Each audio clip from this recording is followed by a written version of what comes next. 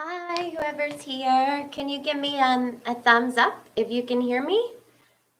So it'll be a second before you actually hear me ask you to do that. So I'm going to wait. Oh, got thumbs up. Yay. So everybody can hear me. Good, good, good. Okay. Good morning.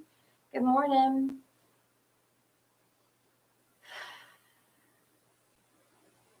Good morning. Good morning. All right. So we're waiting. What, 6 minutes? Okay.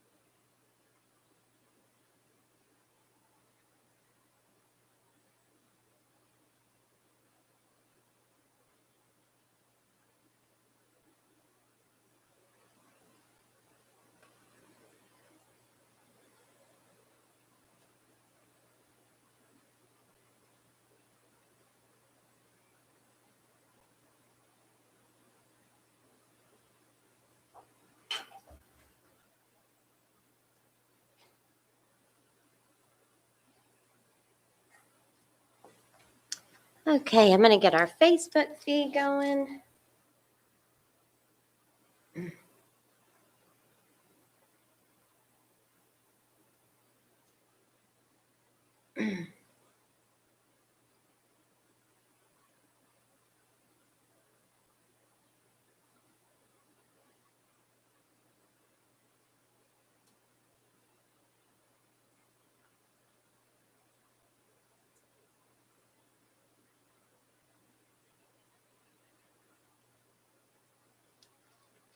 Okay, I got to get you right here. Sorry, everybody on YouTube. You're seeing the side of my... What's going on with the tripod?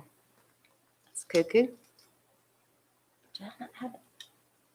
Oh, that'll help.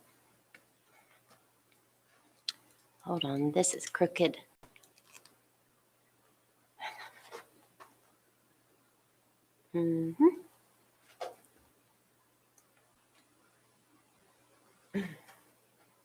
Oh, good. So we're live on both Facebook and YouTube.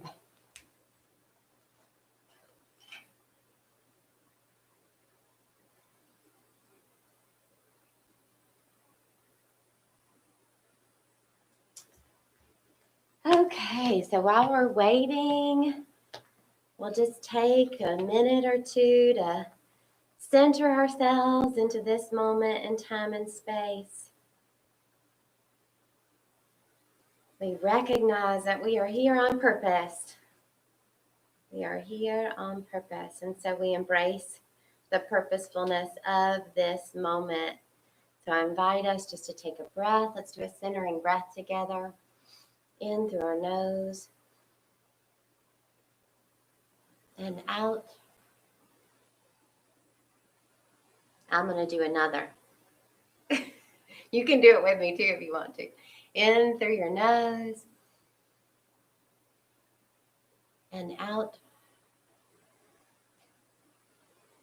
Allowing this moment. Got a couple minutes. Got a couple of minutes. So we're just waiting. Y'all, I have to fix the screen. I don't like this. Y'all are crooked. Well, I'm crooked. Y'all are fine. Oh, sorry, whoever just came in who's getting a close-up You and me. I got to fix this tripod. Okay. I'll edit that out later. Okay. Good morning. Welcome, welcome, welcome. Come on in. Come on in.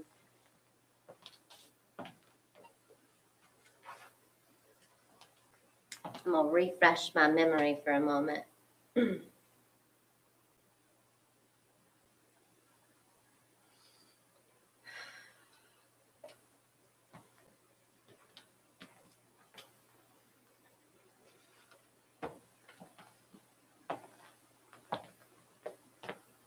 We're waiting. Never quite sure what to do with this time. We're waiting. We're waiting. I've been told via thumb icon that YouTube can hear me. And while we're waiting this minute, this is what I can tell you. If you are joining us on Facebook, for a readable view of the slides, there are some slides today. For a readable view of the slides, you can scoot on over to our YouTube channel and you'll be able to read the slides. And while you're there, press subscribe so that you get notified anytime we put a new video out. Okay. And we're at 10 o'clock. What a week, right? What a week.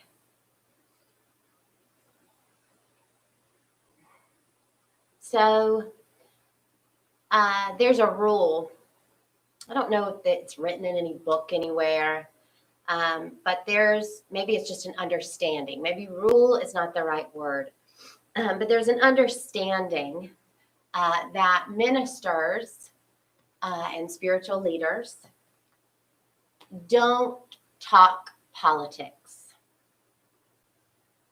And what I'll say is that I do not believe that the conversation we're about to have today is political. I believe that it is topical. And I believe that I would not be being truly helpful if I did not acknowledge what is going on for all of us in this country. There is a spiritual perspective on all things, political, no matter what. There is a way in which to handle any situation from our essence, from love. And that is what I want to talk to you about today. There is a guy named Edmund Burke, and I need to tell you, full disclosure, everybody, the extent of my knowledge on Edmund Burke is that he lived, I believe, in the early 1800s, but somewhere in there, and he was an Irish statesman and philosopher, according to Wikipedia. But what I do, that and this quote are what I know about Edmund Burke. So Edmund Burke said, "The only thing necessary for the triumph of evil is for good men to do nothing." And what I want to say about that is, I do not believe in evil. I believe that there is consciousness and there is unconsciousness, and there are degrees to each. You know, there are degrees to our level of consciousness and there are degrees to our level of unconsciousness. And what we saw playing out in our nation's capital this week was unconscious. It was unconscious. So I changed this quote to say, and I don't know if you guys can read it. I hope you can, but I'll read it to you, okay? Just in case. The only thing necessary for unconsciousness to flourish is for conscious people to do nothing. For conscious people to do nothing, right? But wait, hold that thought. Hold that thought, because I'm consulting Mr. Tolle, however he pronounces his name, an amazing teacher about ego. And I know that this is what we are to look at this week. So remember, I said the only thing needed for unconsciousness to flourish is for conscious people to do nothing. And then I said, hold on, hold that thought. So I'm going to go to page 74 of A New Earth, Awakening to Your Life's Purpose. War is a mindset. In certain cases, you may need to protect yourself or someone else from being harmed by another, but beware of making it your mission to eradicate evil, as you are likely to turn into the very thing you are fighting against. I'm going to say that again. In certain cases, you may need to protect yourself or someone else from being harmed by another, but beware of making it your mission to eradicate evil, as you are likely to turn into the very thing that you are fighting against. Fighting unconsciousness will draw you into unconsciousness yourself. Fighting unconsciousness will draw you into unconsciousness yourself. Unconsciousness, dysfunctional, egoic behavior can never be defeated by attacking it. Even if you defeat your opponent, the unconsciousness will simply have moved into you, or the opponent reappears in a new disguise. Whatever you fight, you strengthen. What you resist persists. It's really hard to say. What you resist persists. I'm glad you're not here because it's really not good what's happening out of my mouth. Okay. War is a mindset, and all action that comes out of such a mindset will either strengthen the enemy, the perceived evil, or if the war is won, will create a new enemy, a new evil equal to and often worse than the one that was defeated. Let that sink in, everybody. I'm going to read it again. War is a mindset, and all action that comes out of such a mindset, will either strengthen the enemy, the perceived evil, or if the war is won, will create a new enemy, a new evil equal to and often worse than the one that was defeated. There is deep interrelatedness between your state of consciousness and external reality. When you are in the grip of a mindset such as war, your perceptions become extremely selective as well as distorted. In other words, you will only see what you want to see and then misinterpret it. You can imagine what kind of action comes out of such a delusional system. Or instead of imagining it, watch the news on TV tonight. And I'll say, instead of imagining it, go back and look at some video from earlier this week. Recognize the ego for what it is, a collective dysfunction, the insanity of the human mind. It is a collective dysfunction. Make no mistake, what we saw playing out in our nation's capital earlier this week was absolute ego. That's what was happening, right? And ego is a collective dysfunction. See, there isn't your ego and my ego. There is the ego, right? It is a shared ego. Can you feel that? I'll let him say it. Okay. So recognize the ego for what it is, a collective dysfunction, the insanity of the human mind. When you recognize it for what it is, you no longer misperceive it as somebody's identity.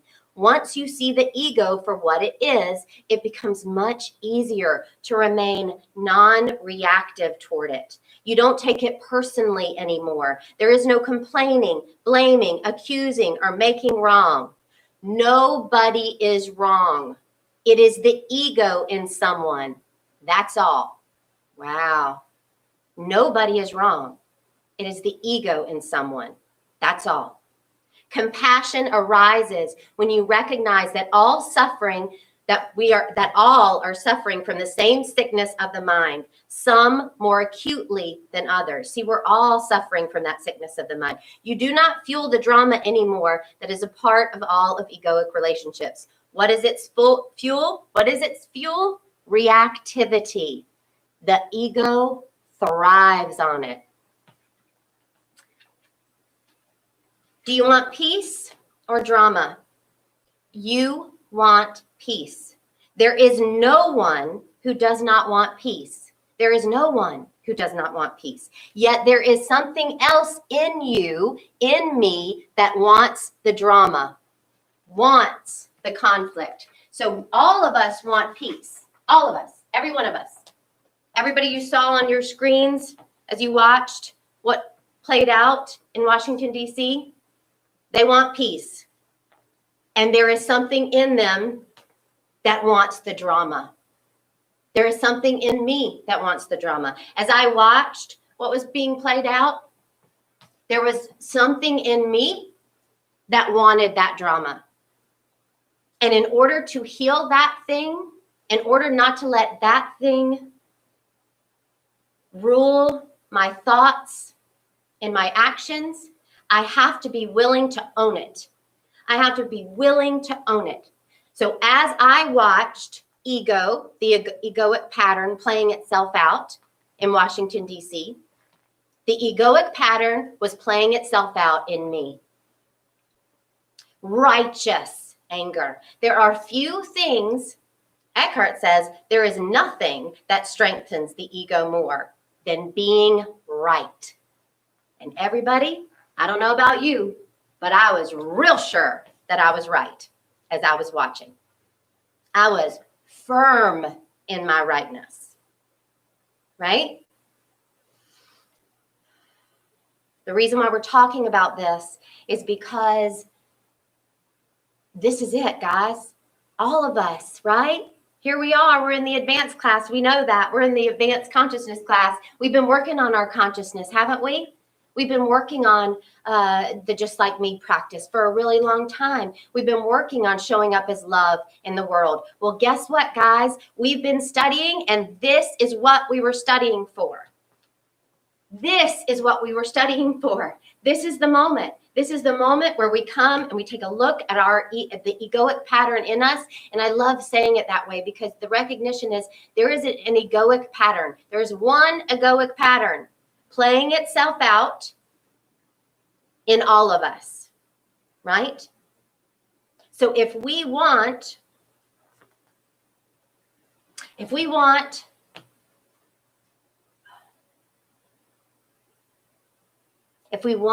be a part of the solution, we cannot act from ego right now. And I do think that there is action to take. And that is why I said the only thing needed for unconsciousness to flourish is for conscious people to do nothing. I do believe that there are things for us to do. But if we do them from our rightness, if we do them from our reactivity, we are just at war. We're just perpetuating war with one another. Can you tell I get worked up about this? So I'm watching. What's going on in me right now?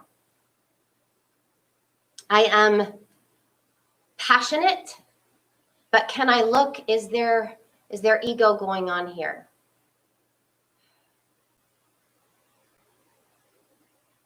I'm open to noticing that. I don't have an answer in this moment, but I am open to noticing that. That's what we must do. We must be open to noticing. And so I believe that we are being called to consciously do something,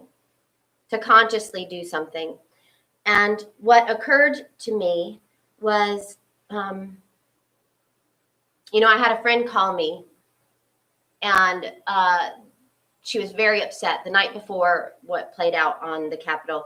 And it had to do with a family member, and it had to do with that very situation.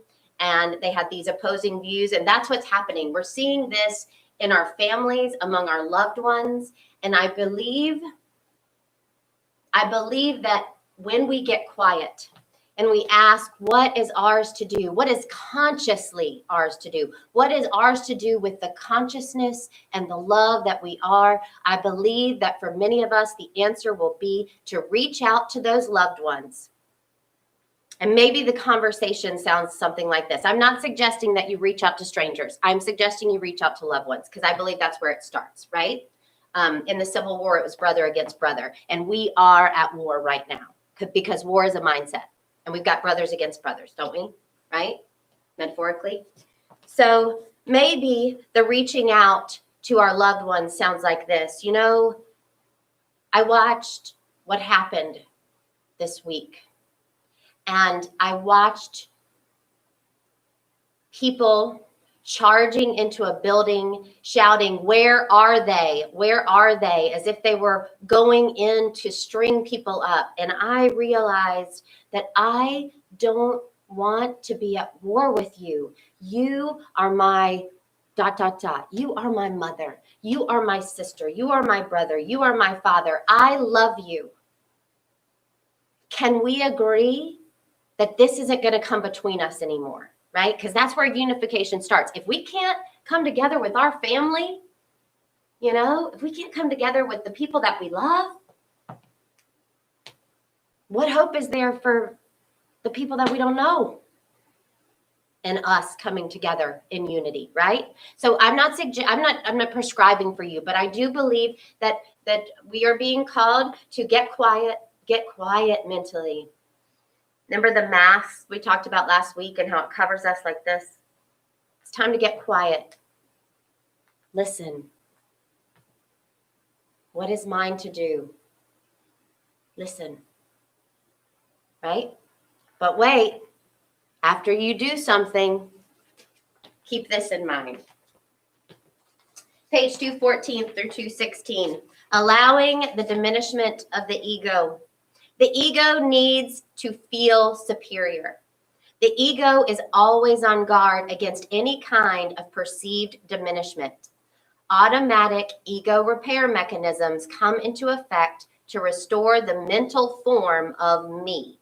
When someone blames or criticizes me, that to the ego is a diminishment of self, and it will immediately attempt to repair its diminished sense of self through self-justification, defense, or blaming. I want you to imagine you standing with whoever this loved one is that you're talking to that disagrees with you. And I want you to imagine what's going on when they begin to criticize you, right? Or blame you. Your ego is going to see that as a diminishment in that moment. And automatically it's going to give you some ways to repair that diminishment in the form of self-justification, defense, or blaming. Whether the other person is right or wrong is irrelevant to the ego. Keep this in mind when you're talking to this other person, because whether the other person is right or wrong is irrelevant to that person's ego. So if you are talking to your loved one and you can sense that is the egoic pattern within them that is having this interaction with you, recognize that it's irrelevant to them who's right or wrong. Because it's ego going on. Remember, not their ego, our ego going on. Okay. Whether the other person is right or wrong is irrelevant to the ego. It is much more interested in self-preservation than in truth. We've seen that, haven't we? This is the preservation of the psychological form of me. Even such a normal thing as shouting something back when another driver calls you idiot is an automatic and unconscious ego repair mechanism. One of the most common ego repair mechanisms is anger, which causes a temporary but huge ego inflation. That is what was going on in me when I watched things play out. I got real angry. And one of the most common ego repair mechanisms is anger, which causes a temporary but huge ego inflation. All repair mechanisms make perfect sense to the ego, but are actually dysfunctional. Those that are most extreme in their dysfunction are physical violence and self-delusion in the form of grandiose fantasies. Do we got some grandiose fantasies going on these days? It's our egoic pattern playing itself out there. That's what's happening, okay? A powerful spiritual practice is consciously to allow the diminishment of ego when it happens without attempting to restore it. This is the good stuff, guys. So here's the instruction. Remember, you're going to do nothing. You're going to listen You're going to follow your inspiration. So go do something. And then here's where the do nothing again comes in. So do nothing, do something, do nothing, right? Listen, maybe you're having this conversation. Maybe you're inspired to, I don't know. I don't know what your inspiration is going to be, but you're going to be called to go out there and recognize that the ego is going to really, right? Because especially if you're like me and you're right, because I'm right, you're right, I'm sure, right? And there is nothing that strengthens the ego more than being right. So we've got to be on, not guard, we have to be aware. Because it's really, really,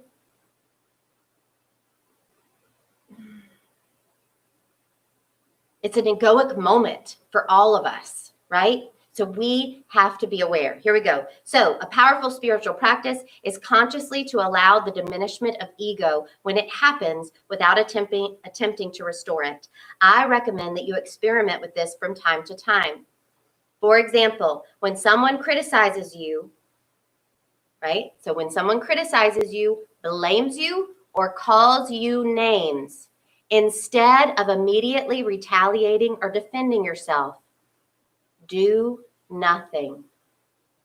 Allow the self-image to remain diminished and become alert to what that feels like deep inside you. For a few seconds, it may feel uncomfortable, as if you had shrunk in size. Then you may sense an inner spaciousness that feels intensely alive. You haven't been diminished at all. In fact, you have expanded. You may then come to an amazing realization when you are seemingly diminished in some way and remain in absolute non-reaction, not just externally, but also internally. You realize that nothing real has been diminished, that through becoming less, you become more. I know you've experienced this. I've experienced this. It is powerful, right? And our ego will go, no, no, no, no, no. I'm shrinking, right? And you'll feel like you are. But then right after, there is this powerful sense of who you really are, right? So when you no longer defend or attempt to strengthen the form of yourself, wait, why is this important? Why is this important that we do this when we're having this hard conversation and someone blames us or calls us name or criticizes us? Why is it important? It's important because there is no such thing as their ego and my ego. There is our ego. So the diminishment of the ego is shared. Can you feel that? Can you feel that? Okay. When you no longer defend or attempt to strengthen the form of yourself, you step out of identification with form, with the mental self-image. Through becoming less in the ego's perception, you in fact undergo an expansion. Who you are beyond form can then shine through the apparently weakened form. This is what Jesus meant when he says, deny yourself or turn the other cheek. This does not mean, of course, that you invite abuse or turn yourself into a victim of unconscious people. Sometimes a situation may demand that you tell someone to back off in no uncertain terms. Without egoic defensiveness, there will be power behind your words, yet no reactive force. If necessary, you can also say no to someone firmly and clearly, and it will be what I call a high-quality no that is free of all negativity. Listen, the only way there's change, the only way there's unity, there's only way there's coming back together is if we act from that place. And does it mean we always say yes? No, it doesn't. But we have a high quality no. There is power behind our words because we are speaking from the truth of who we are. We are speaking from the love that we are. So, do nothing. Listen, do nothing. Then do something. And then do nothing again. When you sense that egoic pattern arising in you, the moment you sense it, breathe, do nothing. Don't defend, don't react. Feel what it feels like to have that ego getting smaller. Feel what it feels like for you to feel like you're getting smaller, and then experience the hugeness, the vastness of who you really are. And then speak from that power. Act from that power.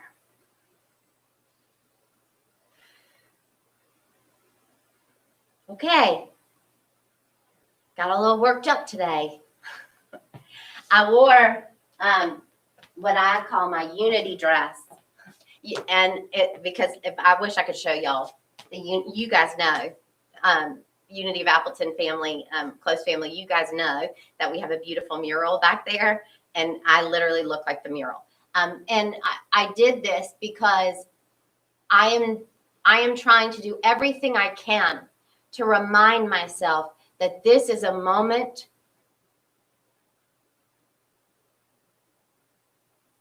to have unity with our brothers and our sisters, be at the forefront of our consciousness. Okay, let's pray together.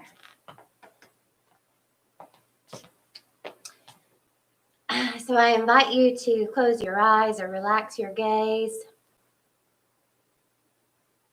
I invite you to allow my words to be the words of your heart.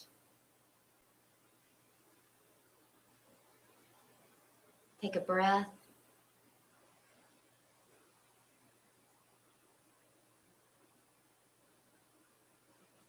This week, I have felt angry. I have felt sad. There has been a lot of mental noise.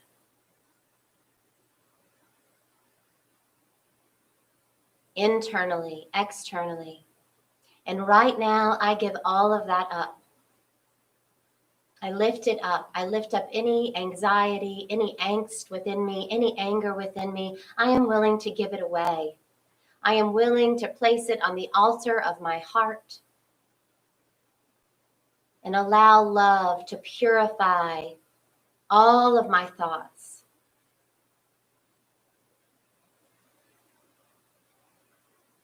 I know that I am here to be love, to show up in a loving way, to show up with kindness and compassion for those with whom I disagree.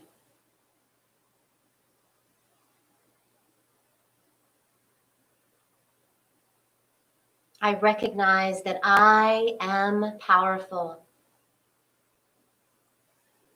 that my thoughts and my actions carry consequences. And I embrace that power. And I lift up all of my thoughts and my actions, that they be loving, kind, wise steps.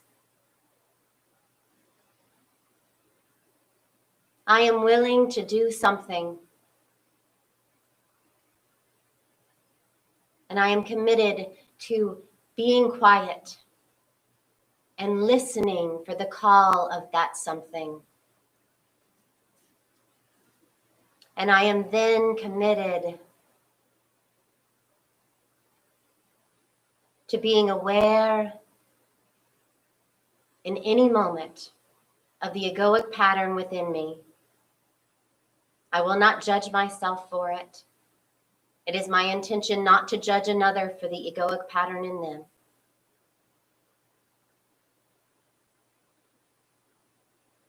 When I sense it within myself, I am willing to allow it to diminish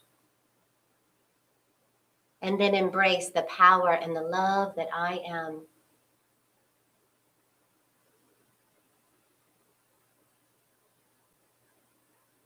I pray right now specifically for those with whom I disagree.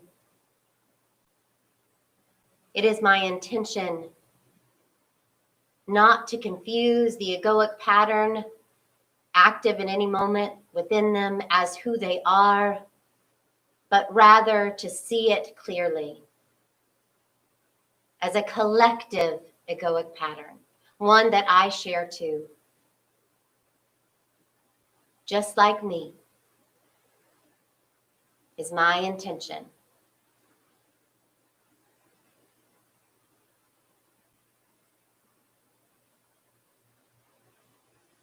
Let's take one more breath together.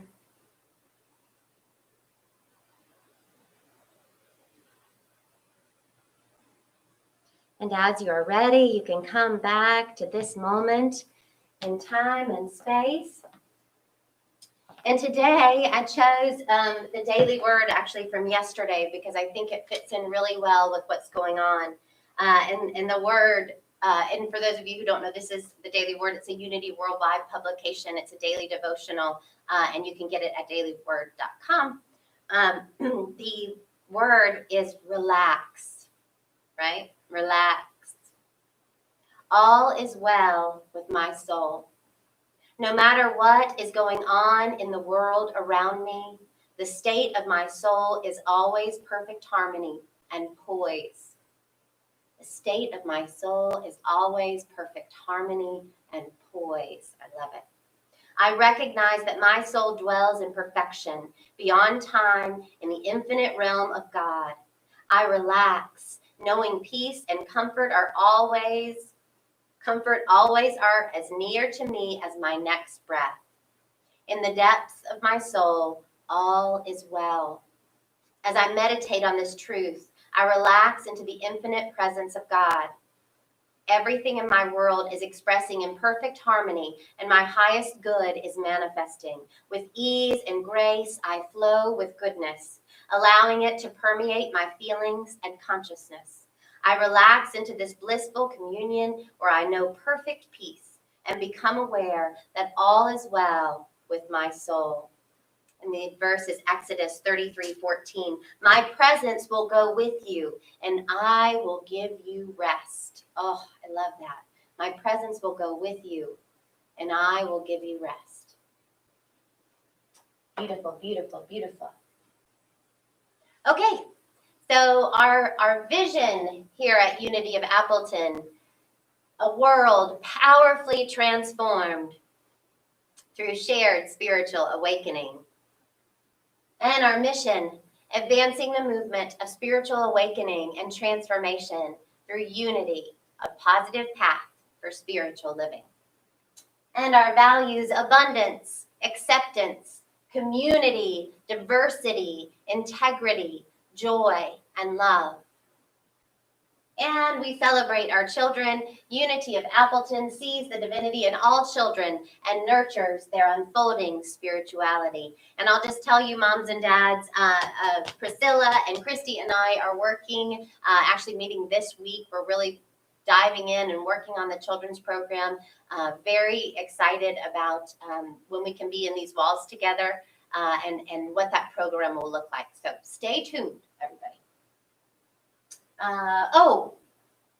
I was supposed to do announcements, wasn't I, Carrie? I can hear Carrie telling me that I need to do announcements.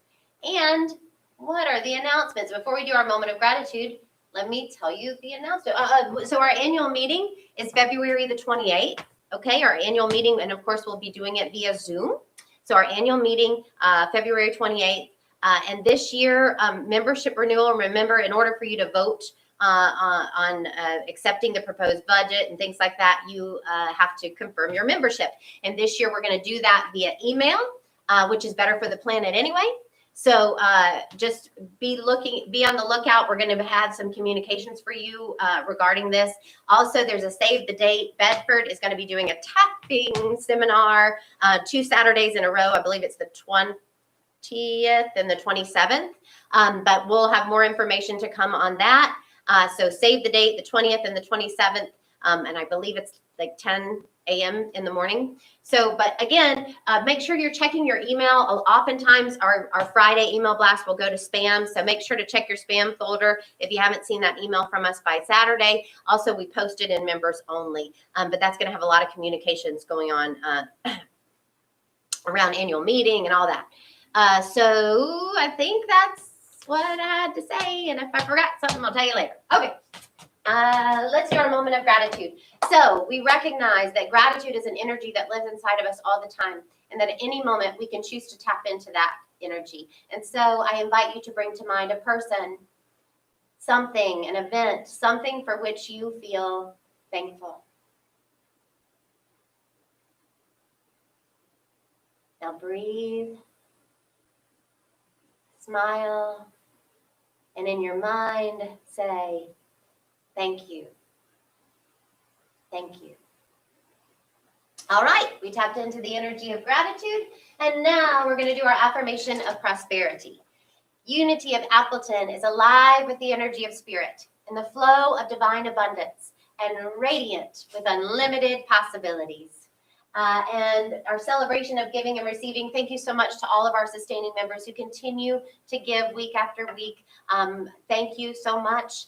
I invite you to open your heart, and if you are inspired, please send us your money. There is a link there, I think, on Facebook, and you can go right to our website, unityofappleton.org. Thank you for everyone who's giving. Celebration of giving and receiving. Divine love in and through me blesses and multiplies all that I am, all that I have, all that I joyfully give and willingly receive. I give in love, and I trust God as my source. Okay, so we'll have our community Zoom after this. There is a link on members only. There is also a link in our email blast. If you would like to participate in our Zoom conversations that happen every Sunday and are not a current member, please reach out to us. You can send us a message to unityofappleton.org. unityofappleton.org, and we will see, or you can message us on Facebook, and we'll see about connecting with you on our weekly Zoom. For the rest of you, I'll see you at 10:40 on that Zoom. Of course, you can scoot on over whenever you want. Let's do the prayer of protection. I just blanked for a second. I say this every day with my children. The light of God surrounds us. The love of God enfolds us. The power of God protects us. The presence of God watches over us. Wherever we are, God is, and all is well. All is well in my soul. All right, everybody. I'll see you at 10:40 on the Zoom. Love to all of you. See you at 10:40 on the Zoom. Okay, see you in a minute, guys. Oops, in stream.